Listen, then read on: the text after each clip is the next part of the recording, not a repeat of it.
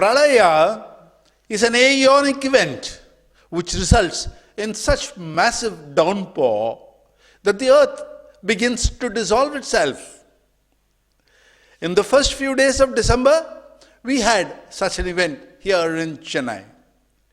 In 3 days, almost 1,500 millimeters of water came down upon the city of Chennai, whereas the annual average rainfall in the city is about 650 millimeters. But averages don't tell the whole story. We have to take the highs also. The highest recorded annual rainfall in Chennai was 1,200 millimeters in 1903.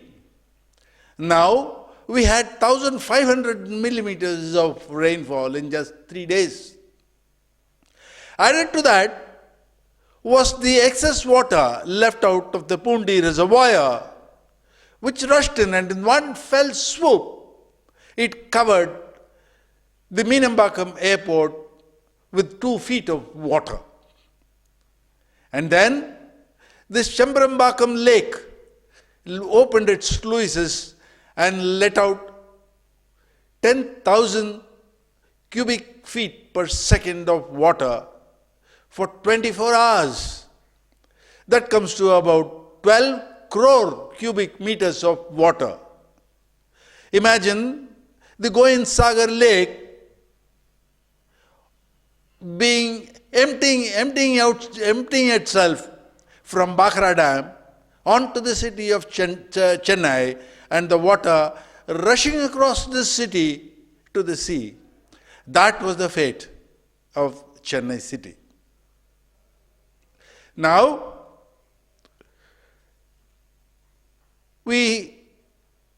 but Chennai, we saw some great phenomenon. We know that in 2005, there was Hurricane Katrina in the state of Florida, which primarily submerged the city of New Orleans. On that occasion, the police had deserted their posts. The government employees disappeared, and there was massive rioting and looting all over the state. No such thing happened in Chennai.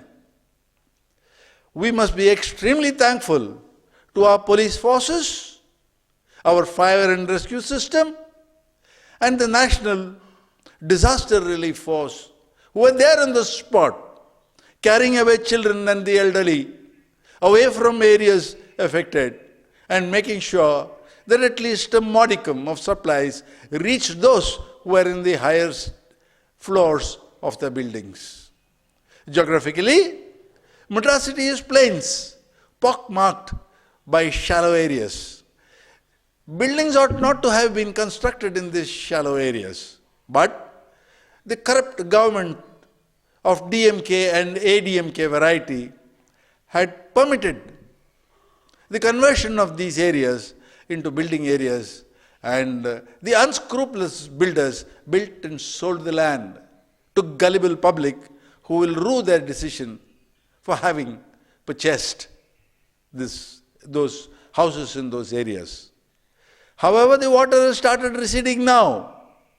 But all in all, we have to be thankful, extremely thankful, for the various non-governmental organizations, and above all, the youngsters of this city who came out courageously and swam across neck-deep water and carried out rescue operations and supply of food, medicines, mosquito coils, torchlights, candles, and above all, smiles.